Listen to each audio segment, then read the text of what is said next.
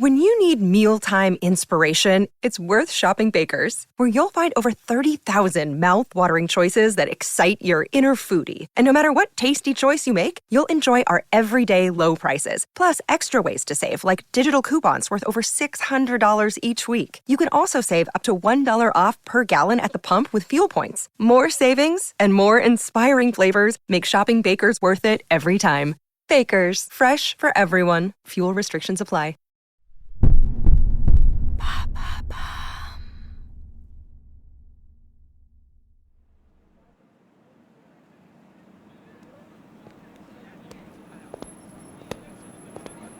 Été 1947. Une jeune femme de 18 ans marche dans les rues de New York. Les trottoirs sont bondés de gens pressés. Les automobilistes grouillent et klaxonnent les passants. Mais elle ne peut s'empêcher de lever les yeux au ciel, l'Empire State Building, le Chrysler Building. C'est la première fois qu'elle les voit pour de vrai. Elle est extatique et un peu stressée en même temps, car elle s'apprête à auditionner pour la plus grande école de théâtre des États-Unis. Malgré l'opposition de ses parents, elle a décidé de quitter le petit quartier d'East Falls à Philadelphie pour embrasser la scène. C'est son rêve et elle est venue là, à New York, la plus grande ville du monde, pour tenter sa chance. Bonjour, ici Andrea, bienvenue dans True Story. Dans cet épisode, je vais vous parler d'une femme à la destinée incroyable.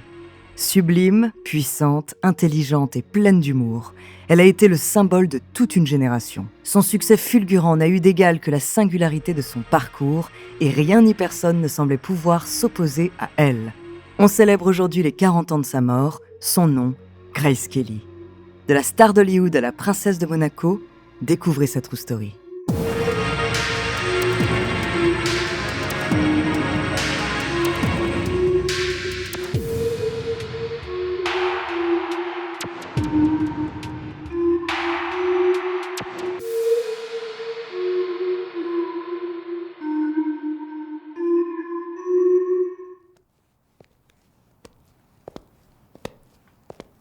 Le bruit de ses talons résonne sur la chaussée de la prestigieuse Madison Avenue. Au numéro 120, elle reconnaît enfin l'austère façade de l'American Academy of Dramatic Arts. Son cœur bat la chamade et sa gorge est nouée. « Détends-toi, Grace. » Mais rien n'y fait. Elle sait que son avenir se joue ici et maintenant.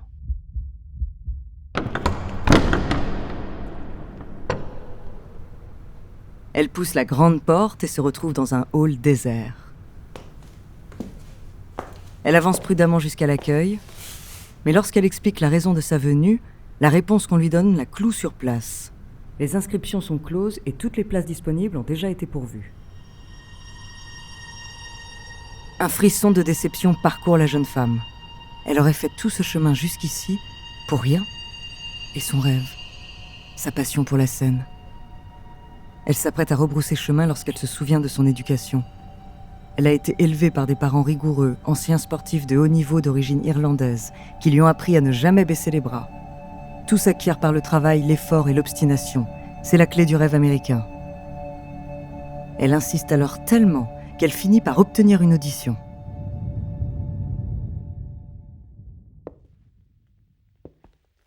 Une heure plus tard, les professeurs de la célèbre American Academy of Dramatic Arts sont réunis dans une petite salle et face à eux, la jeune femme de 18 ans joue un texte qu'elle travaille depuis plusieurs années.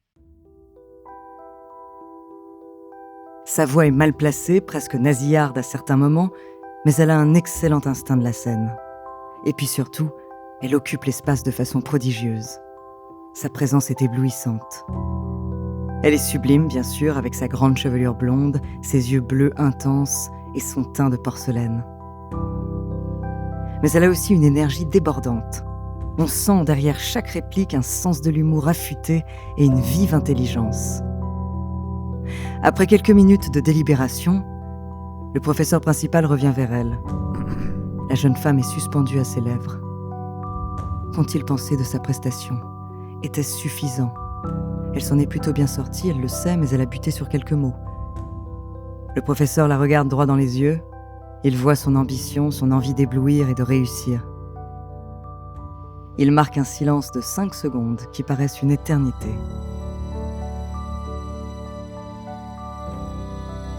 Grace Kelly, vous êtes reçue.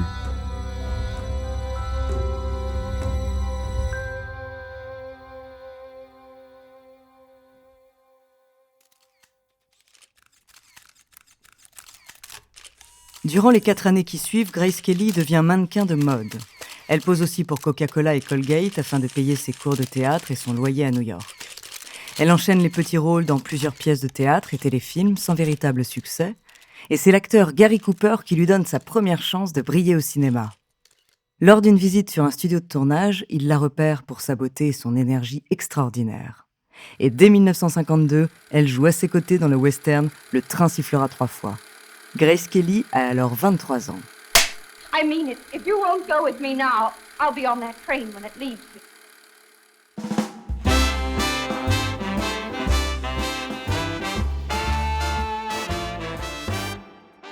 À partir de là, sa carrière est lancée. L'année suivante, elle joue dans Mogambo, signé par le célèbre réalisateur John Ford. Le film est un triomphe immédiat et la jeune femme remporte le Golden Globes du meilleur second rôle féminin. Elle est aussi nommée aux Oscars. Grace Kelly est désormais célèbre aux États-Unis et elle est elle-même frappée par la fulgurance de son succès. Mais c'est un autre réalisateur qui ancrera définitivement le nom de Grace Kelly dans l'histoire du cinéma, Alfred Hitchcock. Le maître du suspense voit en elle une sorte d'égérie. Sa beauté et son regard étrange, presque distant et froid, le fascinent. Tous deux deviennent amis. Il est comme un mentor pour elle, et il la magnifie dans 3 films, Le crime était presque parfait et Fenêtre sur cour en 1954, ainsi que La main au collet en 1955. Dans ce dernier, un moment en particulier a marqué les esprits. Sur une route escarpée de la Côte d'Azur, Grace Kelly roule à toute vitesse au volant d'une voiture. Sur le siège passager, Cary Grant est affolé par sa conduite rapide, bien que maîtrisée. L'actrice crève l'écran. Elle est lumineuse, puissante et fière.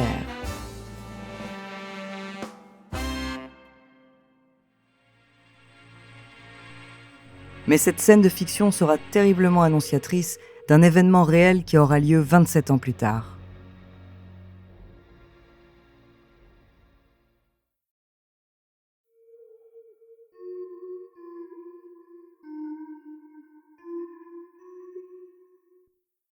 Nous sommes au milieu des années 50 et Grace Kelly est l'une des meilleures actrices de son temps. Elle compte pas moins de 3 Golden Globes et un Oscar pour son interprétation dans Une fille de la province de George Seaton. C'est une icône aux États-Unis et une vedette internationale. Elle incarne l'élégance absolue et l'humour pétillant.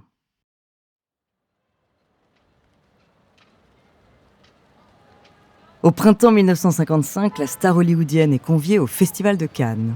Et à cette occasion, elle accepte de faire un détour par Monaco pour une séance photo avec le prince Régnier III. Grace Kelly ignore tout de la petite principauté située au sud de la France, mais cette entrevue avec le prince va changer sa vie.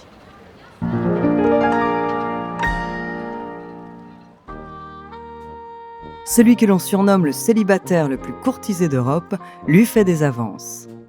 L'actrice ne tarde pas à s'éprendre de lui à son tour, et le jeune couple annonce leur fiançailles 1 an plus tard. Le 12 avril 1956, un soleil radieux inonde de lumière les côtes de Monaco. Une foule gigantesque contemple la mer en trépignant d'impatience. Près de 2000 journalistes ont braqué leurs appareils photos sur l'horizon. Ils attendent la future princesse. Soudain, une silhouette se détache, droit devant. C'est celle du SS Constitution, le paquebot transportant Grace Kelly à sa nouvelle demeure.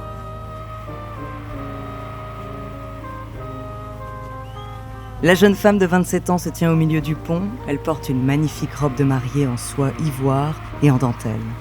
Elle a le mal de mer, mais garde une posture et un visage impeccables. Son cœur bat la chamade et sa gorge est nouée. « Détends-toi, Grace. » Elle se surprend à repenser à cette audition à New York qui a changé sa vie. Elle rêvait d'être actrice. Aurait-elle pu imaginer qu'un jour, moins de 10 ans plus tard, elle serait princesse ?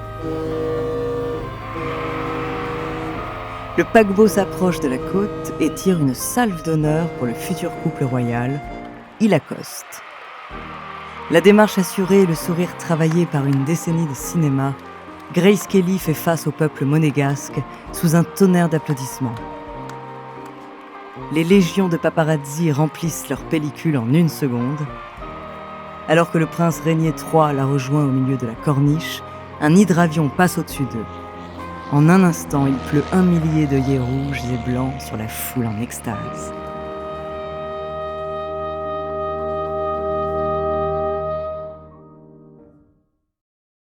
Les jours qui suivent, les mariages civils et religieux sont célébrés en grande pompe.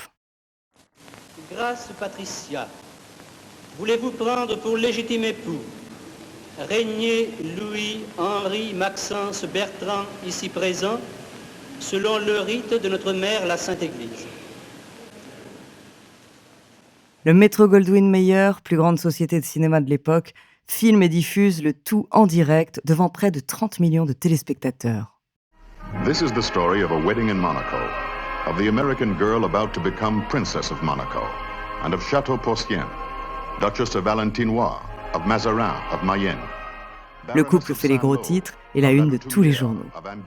La presse ne tarde pas à baptiser leur union le mariage du siècle. Grace Kelly devient officiellement duchesse, marquise, comtesse, baronne et bien sûr, princesse.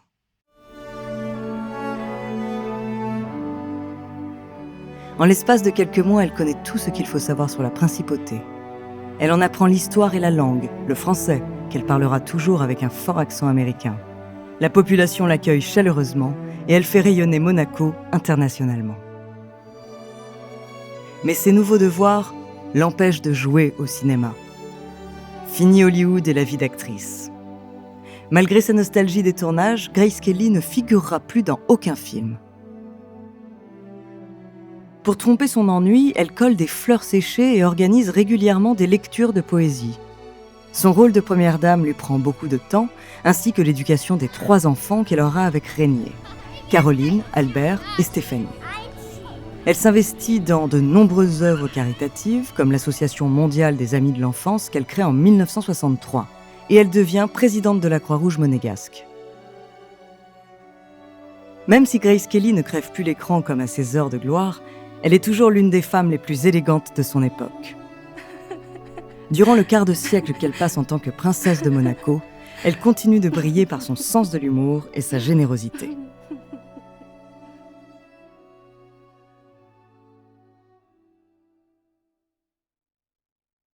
Il y a 40 ans, très exactement, le 13 septembre 1982, Grace Kelly quitte l'une des propriétés de la famille princière pour se rendre à Monaco. Sa fille de 17 ans, Stéphanie, est avec elle. En temps normal, son chauffeur aurait dû les conduire, mais la princesse transporte de nombreuses robes de haute couture qui prennent toute la place à l'arrière. Elle prend donc le volant. Ce jour-là, le vent souffle très fort, la route de montagne est très escarpée. Les lacets n'en finissent pas et les ravins sont nombreux. Grace Kelly est sur ses gardes. Elle sait à quel point le chemin est dangereux. Mais à l'issue d'un virage en épingle à cheveux, elle perd le contrôle du véhicule. Les pneus crissent, la voiture zigzague et dévie de sa trajectoire. Elle fonce à toute vitesse contre la maigre rambarde de sécurité et l'emboutit complètement. La Rover passe par-dessus bord et dévale une pente à pic en tournoyant sur elle-même. Elle finit par s'écraser 40 mètres plus bas dans un énorme fracas de métal et de fumée.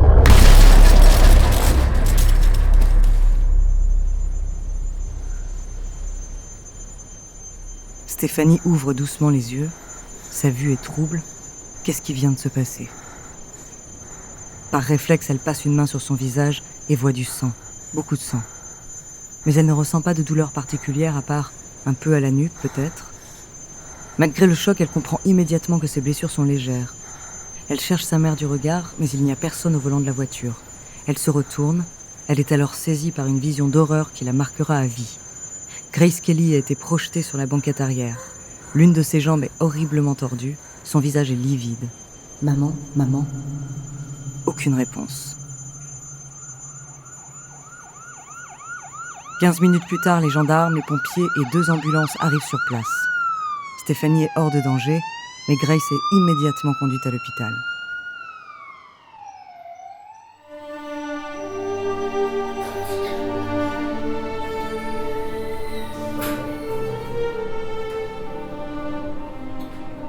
Après 4 heures d'opération, le verdict est sans appel. La princesse de Monaco ne survivra pas aux multiples blessures et traumatismes crâniens qu'elle a subis. Le lendemain, elle s'éteint dans le coma à l'âge de 52 ans. Ses obsèques retransmises à la télévision ont fait pleurer la planète entière. Sa mort a été un séisme international, tant elle incarnait son époque. Les années qui ont suivi, beaucoup de rumeurs ont circulé sur elle. On a voulu faire croire que c'était Stéphanie qui était au volant ce jour-là. Des enquêtes ont exhumé son mariage, tentant de montrer à quel point elle était malheureuse avec le prince de Monaco. On a même insinué qu'elle était membre de la secte du Temple solaire.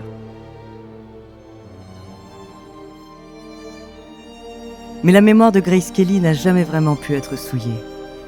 En 2014, le réalisateur Olivier Dahan lui a consacré un film intitulé Grace de Monaco. Nicole Kidman y incarne la légendaire actrice devenue princesse.